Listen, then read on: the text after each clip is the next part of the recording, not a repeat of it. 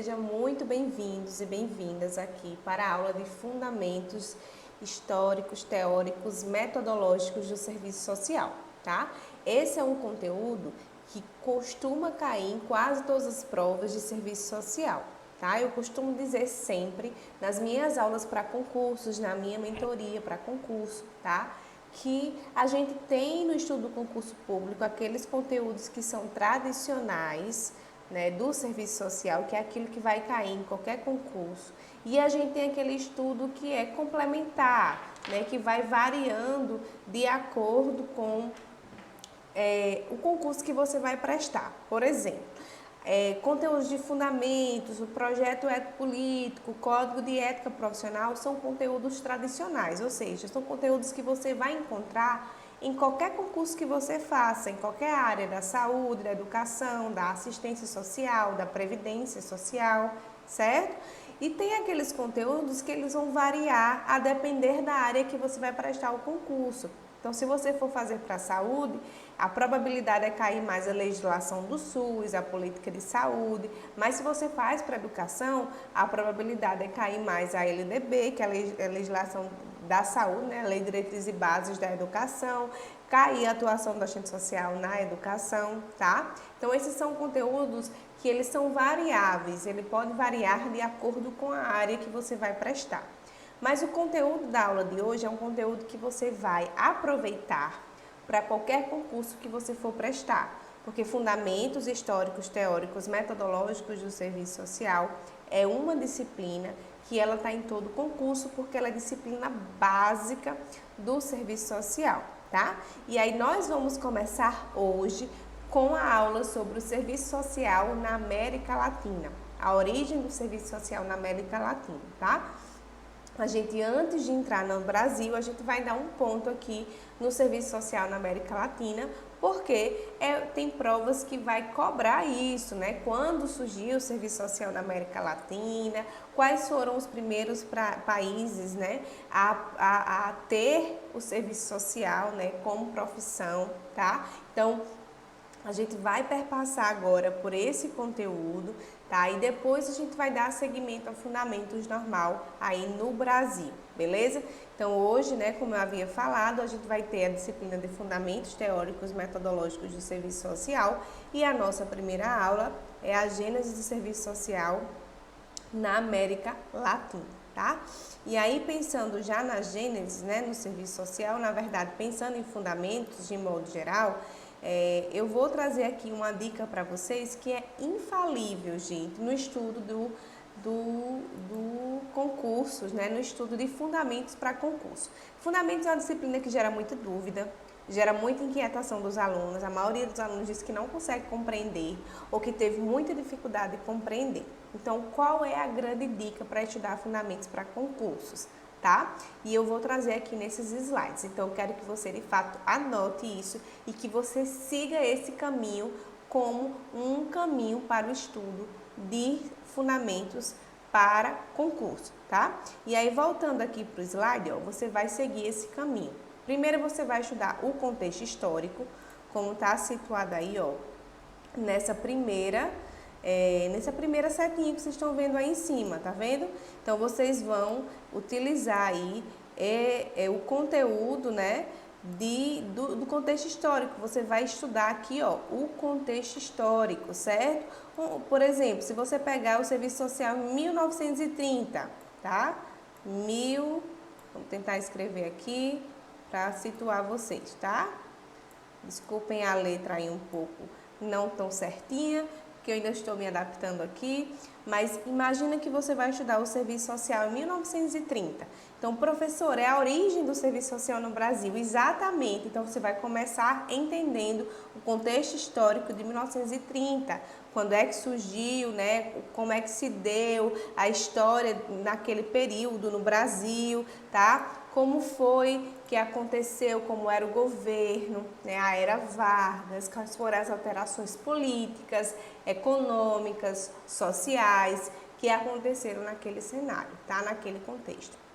Depois, gente, ó, vocês vão, de fato, estudar a corrente filosófica, tá? Que tá aqui, ó, nessa segunda setinha. Então, você vai, de fato, compreender o serviço social, não, fundamentos do serviço social, ele sempre vai nesse caminho. Os autores começam trazendo o contexto histórico, depois ele vai apontar a corrente filosófica, porque essa corrente filosófica ela vai alterando ao longo dos anos. O serviço social vai sendo influenciado por várias correntes filosóficas. Então, você vai entender o contexto histórico. Vamos voltar aqui, por exemplo, em 1930, o contexto da Era Vargas, a industrialização, a vinda dos imigrantes europeus, o movimento dos trabalhadores. E depois você vai compreender qual foi a corrente histórica, ou melhor, filosófica, né, que influencia o serviço social nesse contexto, né? Que aqui é o quê? O neotomismo, né, gente? O neotomismo que vai influenciar, tá? O serviço social nesse período, tá? Então, o neotomismo é o serviço social o serviço social, não, melhor dizendo, é a corrente filosófica que vai influenciar o serviço social em 1930, tá? E aí, por que é importante você compreender, né, voltando aqui para vocês, compreender a corrente filosófica, porque também isso é cobrado na sua prova, tá? Então, entende o contexto histórico, depois a corrente filosófica. Qual foi a corrente filosófica que influencia o serviço social naquele contexto, naquele período? E depois, ó, voltando aqui para o slide de vocês, tá? E você vai fazer o quê? Você vai compreender o serviço social nesse contexto político e social. Então, eu compreendo o contexto histórico, né? 1930, por exemplo, pegando aqui novamente, a Era Vargas, a industrialização, a vinda dos imigrantes europeus, você vai entender todo aquele cenário. Depois você vai compreender qual é a corrente filosófica. É o neotomismo, né? O serviço social surge na igreja, né, católica, então vem com o pensamento filosófico da igreja. Daí você vai entender o que é, tá, gente? O que foi essa corrente filosófica, como é que ela se deu, tá certo? E depois você vai entender o serviço social dentro desse contexto, tá? Como foi que a profissão surge, como é que ela se dá, como é que ela se desenvolve, como é a prática do serviço social dentro do contexto. Então, fundamentos todos, tá? Do início ao fim, você vai de fato levar em consideração esse caminho. Professora, na década de 60, como é que eu faço? Começa pelo contexto histórico, ditadura militar, né, contexto de opressão, governo ditatorial, centralizador, certo? Então, você vai começar pelo contexto histórico. Depois você vai para as correntes filosóficas. Qual a corrente filosófica que naquele período influencia o serviço social? E depois você compreende o serviço social.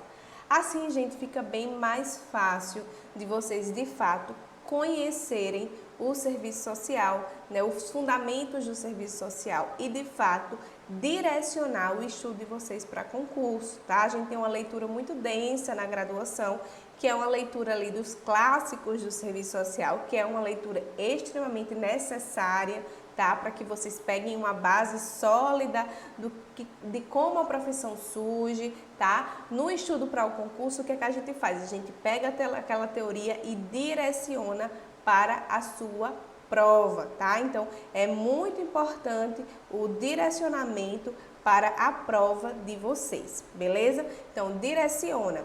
Uma outra dica que eu trago é, se você teve uma boa base de fundamentos na sua graduação, ótimo, fantástico, sensacional. Aproveita essa base, porque esse caminho que a gente vai conduzir aqui no estudo de fundamentos vai ser mais tranquilo para você, tá? Porque você já tem a base, você vai agora entender como direcionar ela para a sua prova e gabaritar na hora da prova do concurso, tá? Mas se você não tem essa base, a orientação que eu trago é que você vá atrás dessa base. Procure ler os clássicos, tá? As relações sociais e serviço social no Brasil de Yamamoto, né? O Ditadura e Serviço Social de José Paulo Neto, que é uma obra importantíssima. Vocês vão ver que todo o direcionamento desse período, que é o serviço social na ditadura, que eu trago aqui, é um direcionamento baseado na obra de Neto.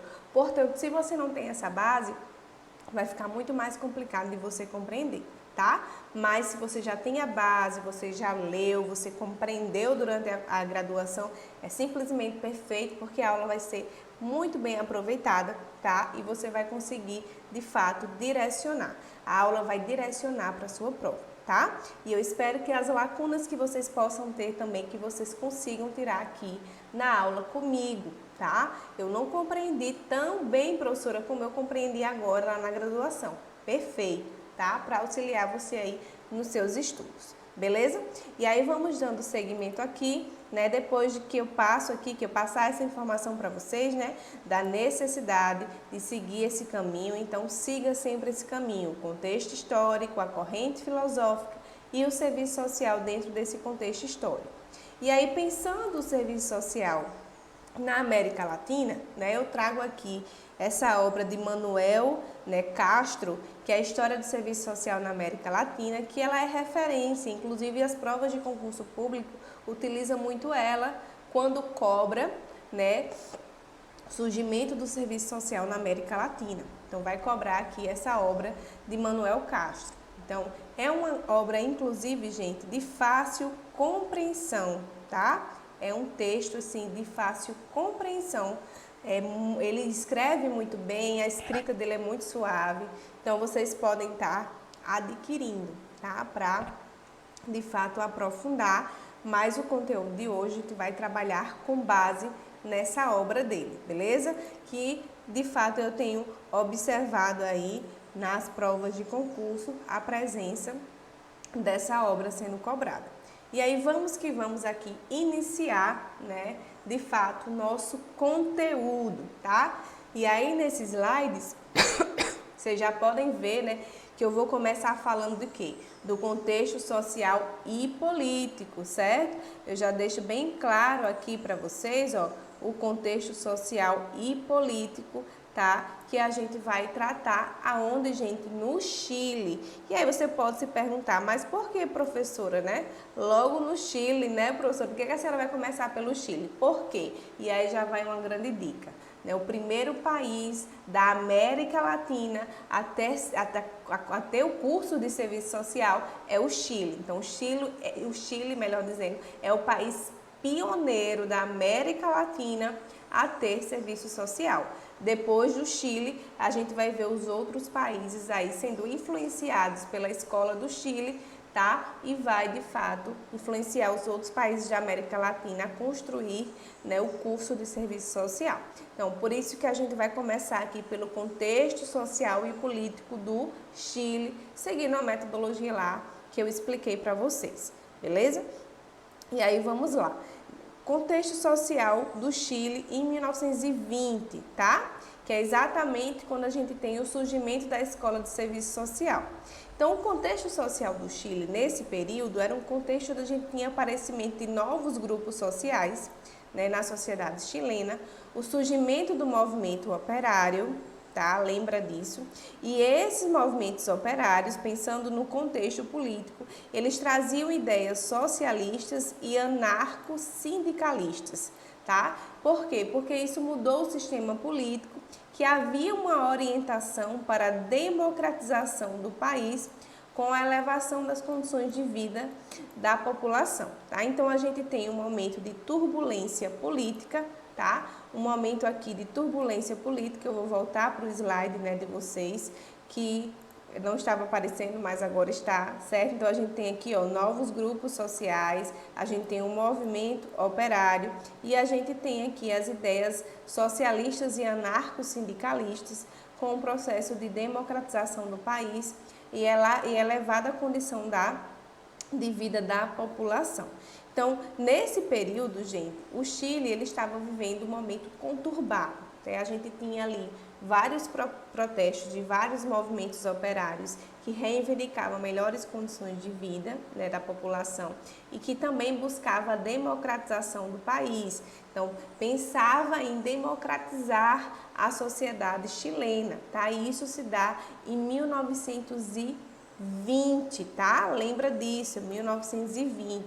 E aí, o que é que a gente vai ter aqui, tá? Vou trazer aqui os próximos slides para vocês, justamente para a gente olhar como é que se dava quem é que representava o governo chileno naquela época. Então, o representante do governo chileno era Arturo Alexandri. Arturo Alexandri, em 1920, ele representava quem? As camadas médias e enfrentava o poder da oligarquia, ou seja, daqueles grandes, né, aquela grande burguesia da época, tá? E ele encabeça, ele vai defender o movimento reformista de reforma do Estado, tá? Ele vai propor, inclusive, a legalização de alguns direitos que a classe trabalhadora não tinha, tá? Nesse período. Então, ele vai propor ali, ó, um movimento de reforma do Estado, que triunfou nas eleições do ano de 1920. Sob seu mandato, instaurou-se no Chile o terreno para as diversas demandas operárias, ficando, né, incorporadas à institucionalidade do Estado. Então, diversas demandas da classe trabalhadora, da classe operária, ele vai incorporar no Estado, tá? E isso, inclusive, vai fazer com que Arturo tenha alguns problemas com a oligarquia da época chilena, que não tinha interesse, tá, em legalizar, em trazer, de fato, esses direitos da classe operária, mas ele vai de fato, né, incorporar no Estado essas demandas, ele vai institucionalizar as demandas aqui da classe trabalhadora, tá? Então eu quero que você traga à memória o quê, tá? Lembra de trazer à memória o quê? Vamos voltar aqui para o slide para a gente poder de fato visualizar. Lembra, gente, quem estava no governo era Arturo Alexandri, tá? Que era nesse momento quem governava o Chile, no ano de 1920. Qual era a característica dele? Ele servia as camadas médias, ele foi de encontro à oligarquia da época e propõe um movimento reformista, né, do Estado, tá? Trazendo muitas demandas operárias da classe trabalhadora institucionalizadas no Estado. E aí, como característica do governo dele, o que é que a gente vai ter? Preciso que também você tome nota disso, tá? Toma nota disso aqui, tá, gente? Lembra disso daqui, porque a sua prova ela pode estar pedindo a você, tá? Então lembra, ó, lembra que ele vai aprovar o Código de Trabalho em 1923, aquilo que a gente conhece aqui no Brasil, né, como a nossa CLT. Então ele vai aprovar o Código Código de Trabalho de 1923, legalizando os direitos trabalhistas, né, trazendo a legalização destes direitos trabalhistas.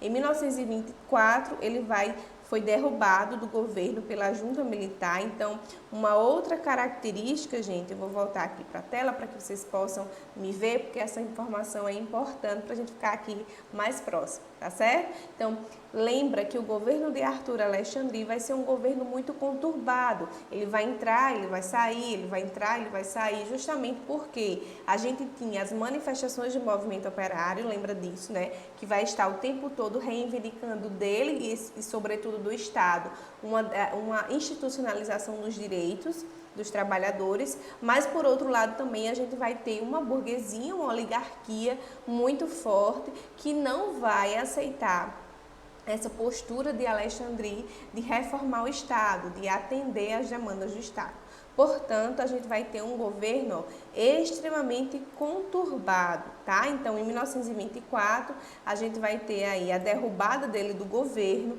pela junta militar, intervenção militar. E ele retorna ao poder, ó, quando é aprovada a nova Constituição, né, do Chile, que essa nova...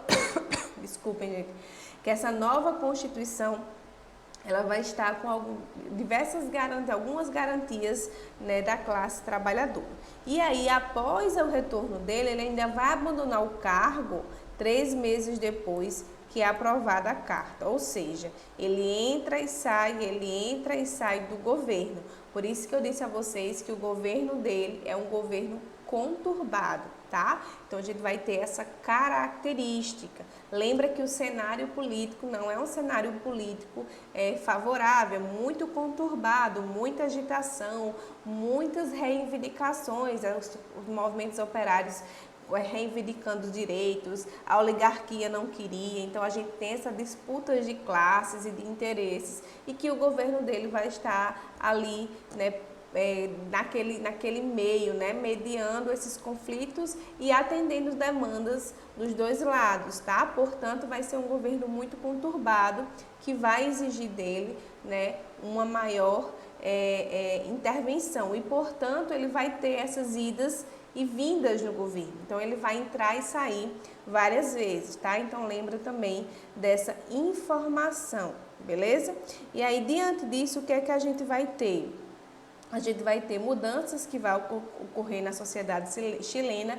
Que mudanças são essas? A reorganização da base produtiva e as modificações das relações entre as classes. Alexandre volta novamente ao poder e é escolhido como presidente. Esse período é um período turbulento, como eu acabei de falar para vocês, né, que faz com que as classes dominantes não tenham seus pedidos atendidos, tá? E aí, ó, é justamente isso que vai gerar e modificar, né? Vai gerar inclusive essa turbulência, os movimentos operários também, mas o fato das classes dominantes não ter seus direitos, seus pedidos atendidos, faz com que ela crie estratégias de tirar ele do poder, tá?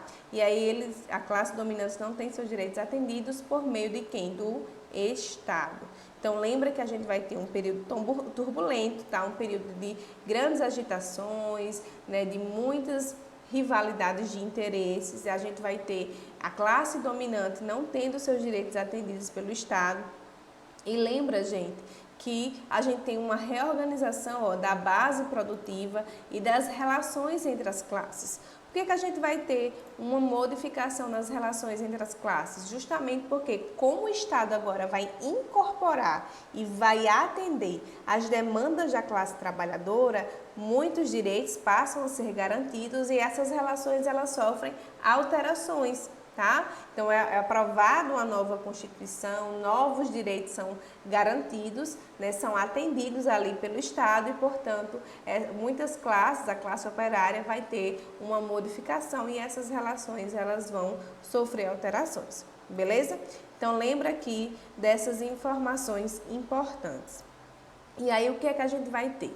Com as reivindicações populares e operárias, né? O que é que a gente vai ter? A gente vai ter aprovações de legislações que obrigam o Estado a fazer o quê? A responder às demandas dessa classe. Lembra que eu falei que Alexandre ele vai aprovar o quê? O Código de Trabalho, né? Que é mais ou menos a ideia da nossa CLT, que são as legislações trabalhistas. Então, ele vai aprovar a legislação do trabalho, né? Muitos direitos ali, que era a reivindicação da classe operária, das condições de trabalho, vão ser aprovadas no Código de Trabalho.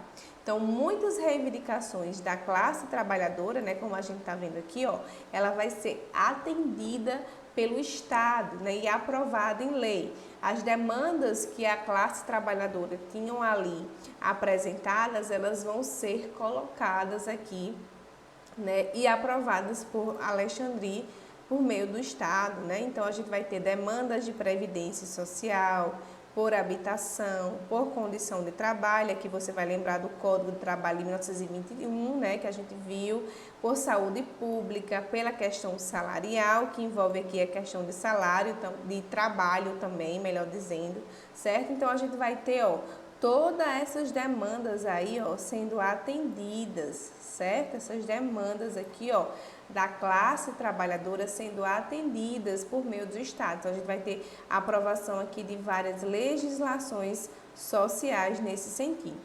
E aqui nesse quadradinho aqui embaixo, ó, a gente tem o seguinte: com isso, diferentes reivindicações populares e operárias acontecem no seio do direito burguês, sendo a burguesia chilena pioneira nesse contexto. Então, a burguesia chilena, gente, ela é pioneira no contexto, tá, de aprovação das legislações. E isso daqui é uma informação importante, tá? Porque a gente vai ter aqui no Brasil também muito parecido, né? Essa questão das reivindicações operárias, a questão da turbulência do governo Vargas, né? Que a gente consegue fazer uma associação com o governo de Alexandre. A gente vai ter tudo isso muito parecido, mas na sociedade chilena a gente vai ter um avanço muito maior na perspectiva dos direitos. Então a gente vai ter garantias trabalhistas, garantias previdenciárias, garantias de saúde pública, e isso vai tornar o Chile pioneiro na garantia desses direitos. Então isso vai ser o grande diferencial da gente, tá? A gente vai ter de fato, ó, como coloca aqui, ó, uma burguesia chilena pioneira em institucionalizar, em garantir esses direitos da classe trabalhadora, o que a gente não vai ver, por exemplo, aqui no Brasil, beleza? Então lembra também dessa informação. E aí a gente vai ter o seguinte, a gente vai ter diante desse cenário, tá? Eu vou voltar um pouquinho aqui para vocês, a gente vai ter o surgimento do serviço social enquanto curso, enquanto profissão no Chile, tá? A gente vai ter mais de uma escola e, portanto, essa parte vocês precisam estar anotando, tá? Vocês precisam, de fato, estar escrevendo, tá? Porque vocês possivelmente podem precisar dessas informações na hora da prova de vocês. Então, lembra, ó, vou trazer aqui os slides para vocês, tá? Lembra que a Escola de Serviço Social no Chile surge em 1925. A gente vai ter a primeira Escola de Serviço Social na América Latina no Chile, tá? Lembra disso, a primeira Escola de Serviço Social na América Latina no Chile. Ela vai ser fundada por Alejandro Del Rio, tá? Então, Alejandro Del Rio vai ser o fundador da escola, que ele era o quê? Ele era um médico chileno, tá? E estava ligado ao Estado, tá? A escola, primeira escola em 1925, né? A Escola de Serviço Social no Chile, ela surge por um médico, tá? E essa escola vai ser ligada ao Estado. Qual era a proposta de Alejandro Del Rio? Buscou uma proposta ao criar uma escola para formar profissionais destinados a complementar o tratamento médico, tá? A ideia era um profissional que auxiliasse, tá? Ele auxiliasse de fato o médico, tá? Era um profissional que ia auxiliar o médico. Então, nasce sobretudo dentro da saúde, certo? Nasce aí dentro da saúde, tá? Lembra que com esse governo de Alexandria, essas reivindicações, essas legislações trabalhistas que vão ser atendidas, né, pelo Estado e vão ser aprovadas enquanto direito, a gente vai ter a saúde também sendo aprovada como direito, tá? E aí o serviço social, ó, no Chile, ele tem uma característica diferente, um pouco diferente do Brasil. Eu sempre gosto de fazer essa comparação para que vocês memorizem, certo? Enquanto no Brasil a gente tem um serviço social que surge dentro da Igreja Católica, no Chile o serviço social ele vai surgir filiado ao Estado, tá? Obviamente, gente, que vai ter interferências da igreja, tá? O pensamento da igreja também vai influenciar a escola do Chile, portanto, também toma nota disso, porque se tua questão chegar lá dizendo, o serviço social no Chile não tem interferência da igreja, tá errado, tá? A gente vai ter uma interferência forte do Estado, mas também na composição do curso da igreja, tá? Mas lembra que o diferencial é que no Chile, a gente vai ter uma forte influência do Estado, porque a escola do Chile, ela vai estar ligada ao Estado, tá? E o objetivo qual é? De Alejandro Del Rio, que é o médico que vai criar aí a primeira escola de serviço social. É justamente fazer uma profissão que auxiliasse o médico na prática médica, no atendimento a esses pacientes. Portanto, a gente vai ser uma profissão que vai surgir aqui no Chile, ó, ligada à saúde. Então, eu preciso que você, de fato, tome nota disso aqui, certo? Lembre dessa informação aqui, certo, gente? Não esquece disso aqui, porque você certamente pode encontrar na sua prova de concurso. Eu vou botar um asterisco aqui, estou tentando botar um asterisco, que é para vocês, de fato, aqui, ó, lembrar dessa informação, tá? Não esquece dessa informação, não esquece que vocês vão precisar, tá, disso daqui para prova de vocês, né? As provas, quando elas tocam nesse assunto, geralmente elas pedem aqui A escola de serviço social na América Latina surgiu quando, tá? E aí você vai ter que memorizar. Às vezes elas pedem o ano, às vezes elas pedem o nome de quem criou. Muitas vezes eles vão pedir o país, eu já vi questão pedindo o país. Em que lugar surge a escola de serviço social? Qual é o primeiro país a surgir a escola de serviço social na América Latina? Lembra que é na América Latina, tá, gente? A América Latina, porque na Europa a gente já tinha o surgimento das escolas de serviço social. A gente está falando aqui na América Latina, tá? Então, eu já vi cobrar muito isso. Já vi algumas questões, inclusive, cobrando também esse contexto histórico, tá? Esse contexto histórico aí que eu desenhei para vocês do governo de Arthur Alexandre, dessas questões das reivindicações, beleza? E aí, dando seguimento aqui, ó, a gente vai ter o seguinte, a gente vai ter as primeiras escolas de serviço social, elas tiveram duas estratégias. De um lado, a influência do Estado, tá? Opa, vamos lá, deixa eu ajeitar aqui, deixa eu apagar isso que eu fiz, né? Vamos pegar aqui o marcador para grifar, né? Que fica melhor. E aí, de um lado, a gente tem a influência do Estado e do outro, a influência da igreja, tá? E dos aparelhos conexos à igreja. Então, lembra disso aqui, tá? Eu falei para vocês, né, que o Estado, ele vai influenciar, tá? O Estado, ele vai influenciar no surgimento do serviço social na América Latina, especificamente no Chile, mas também a igreja, tá? A igreja, olha aqui essa informaçãozinha aqui, ó. Lembra disso aqui que eu coloquei nesse quadrinho. A igreja não esteve ausente do processo de constituição do serviço social na América Latina. Então, a igreja não estava ausente, certo, gente? A igreja, ela vai ter especial participação aqui na composição do curso, no pensamento, mas a gente vai ter duas influências. Por um lado, o Estado e, por outro lado, a igreja, tá? Então, a igreja também vai participar.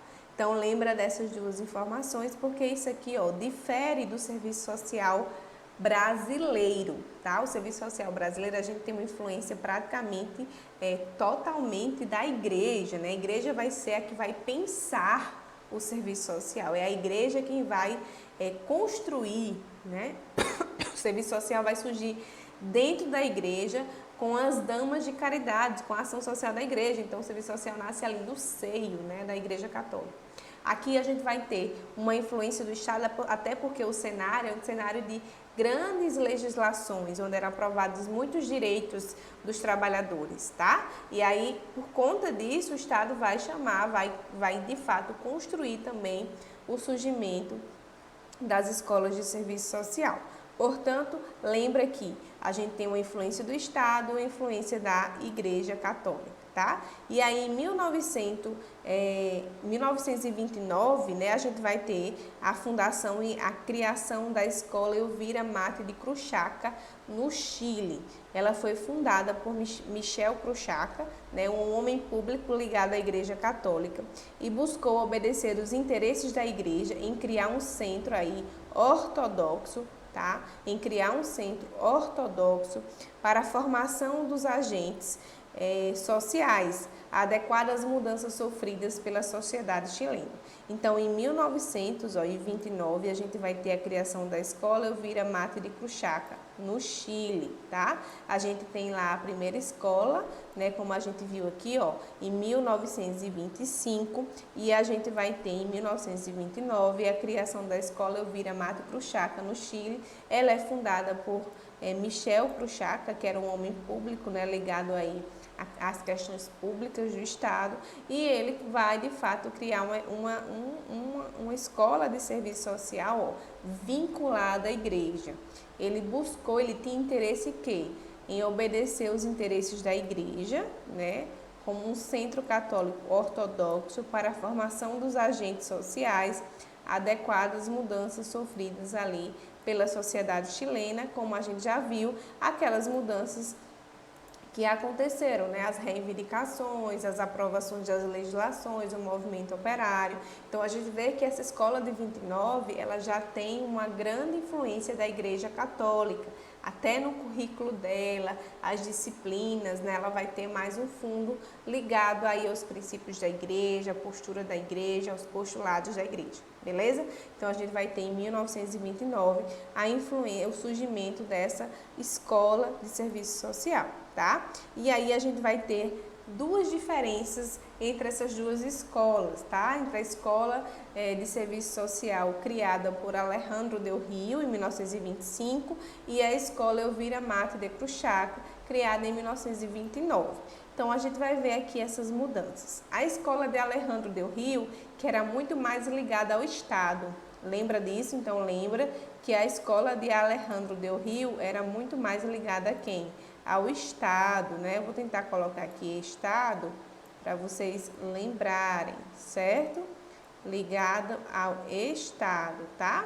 Deixa eu botar aqui os slides para vocês darem uma olhada, né? Que não estava aparecendo aí, mas agora já está, né? E aí a gente vai escrever aqui, ó, Estado, tá? Ligada aqui ao Estado, certo?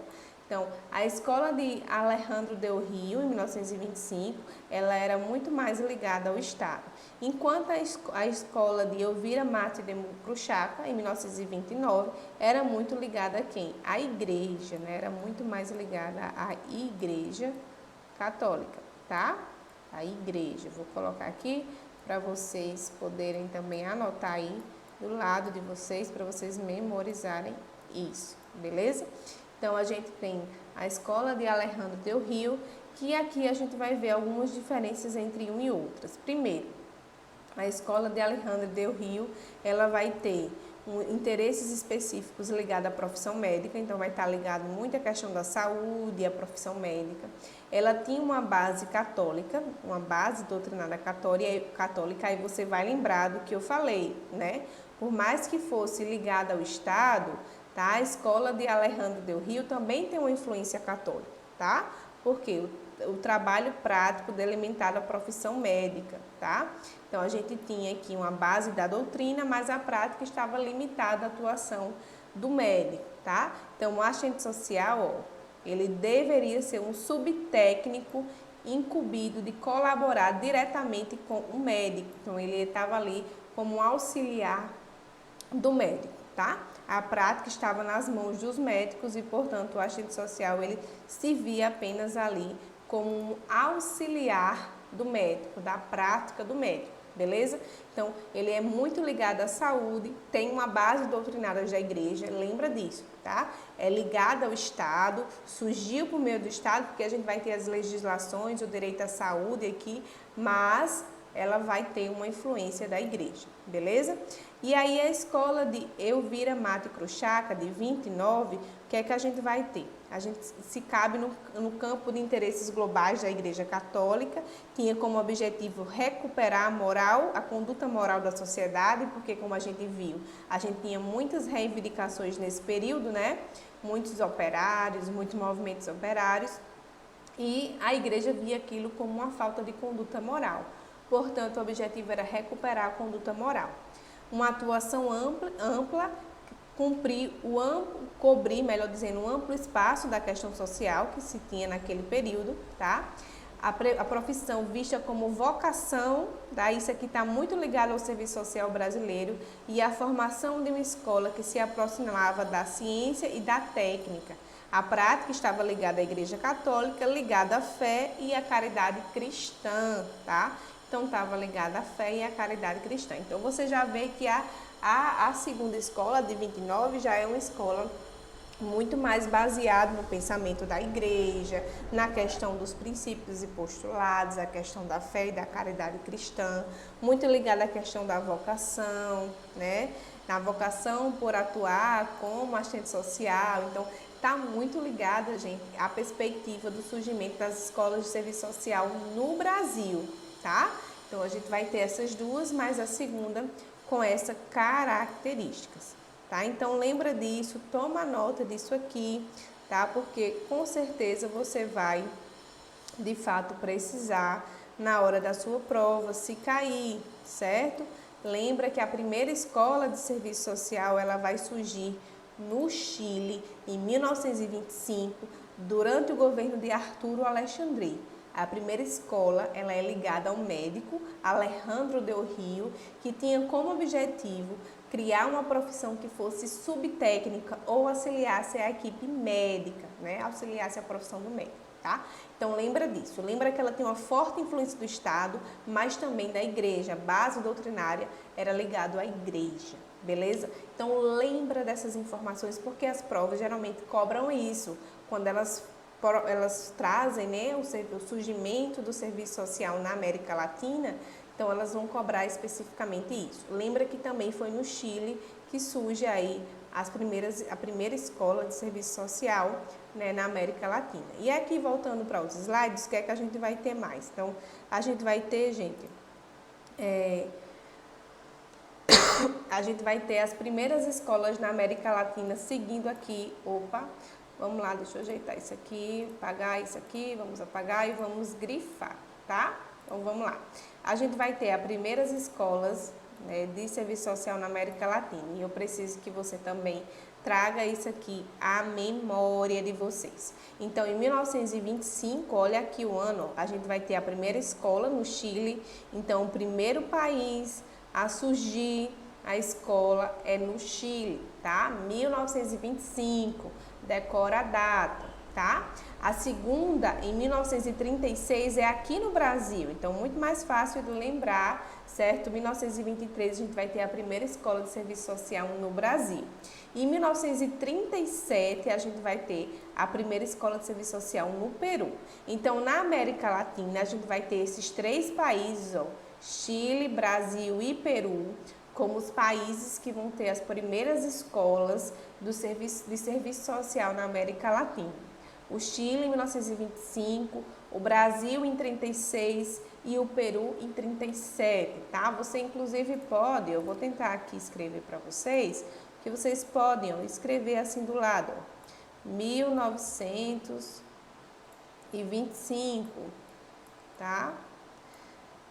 1936 e 1937, certo? E você pode colocar aqui, ó, Peru,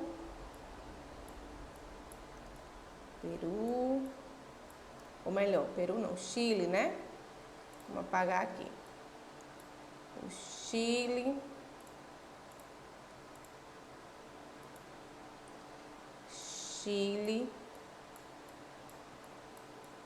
certinho, você bota aqui o Chile, Brasil, eu vou botar só o Bra, porque você pode escrever aí no seu caderno Brasil, e o Peru, tá? Então, decora isso aqui. Por quê, gente? Porque eu já vi, né, muitas escolas, ou melhor, muitas escolas não, estou falando escola, acabei comentando, muitas provas de concurso, fazer lá um textinho, né, contextualizar, o serviço social na América Latina vai sofrer influência da Igreja Católica, e babá, então faz um textinho e no final ele coloca. As primeiras escolas de serviço social na América Latina se deram em qual país e em quais anos? Aí ele vai colocando as alternativas e vai lhe pedindo, certo? Eu já vi pedir os anos, eu já vi pedir os países, eu já vi pedir os dois.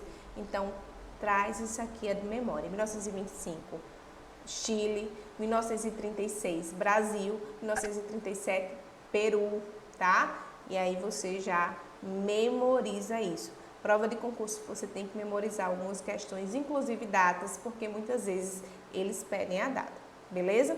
Então, lembra aqui dessa informação. 1925, Chile, 1936, o Brasil, 1937, o Peru, tá, gente? Então, o surgimento ela vai se dar aí nessas três primeiras escolas. É óbvio que a escola do Chile vai influenciar as outras escolas, né, do serviço social na América Latina, inclusive a nossa, tá, que é aqui no Brasil. Então, vai influenciar o surgimento da profissão, tá? Então, gente, Esse aí é o conteúdo que a gente trabalha hoje sobre o surgimento do serviço social, né, aqui, surgimento do serviço social na América Latina, melhor dizendo. Lembra do contexto histórico, lembra da influência da igreja, lembra que o Estado tinha forte influência, lembra que acontece em 1925 a primeira escola influenciada por um médico, né, Alejandro Del Rio. Lembra que quem estava no governo era Arthur Alexandre, que esses detalhes eles são importantíssimos para vocês no estudo de concursos e especificamente no surgimento do serviço social na América Latina, beleza? Então, por hoje, né, a gente vai tratando aqui essas questões. Anota, tá? Sempre traz a memória, lembra dessas 3 escolas, como a gente colocou agora, 1925, 1936, 1937, 25 Chile, 36 Brasil e 37 o Peru. Você pode até abreviar, que fica mais fácil. Então, lembra desses detalhes, tá? E lembra dessas informações. Solicito vocês para estar aí, ó, me seguindo, tá, gente? No meu Instagram profissional, tá? Professora Prof. Vanessa Guedes, certo? Me segue lá, eu sempre trago informações valiosas, dicas importantes, tá certo? Sempre faço dicas para concursos, para os estudos, tá? Sempre tô por lá, então também podem me procurar no meu Instagram, que eu estou à disposição de vocês, tá certo? E aguardo vocês no próximo bloco. Até mais!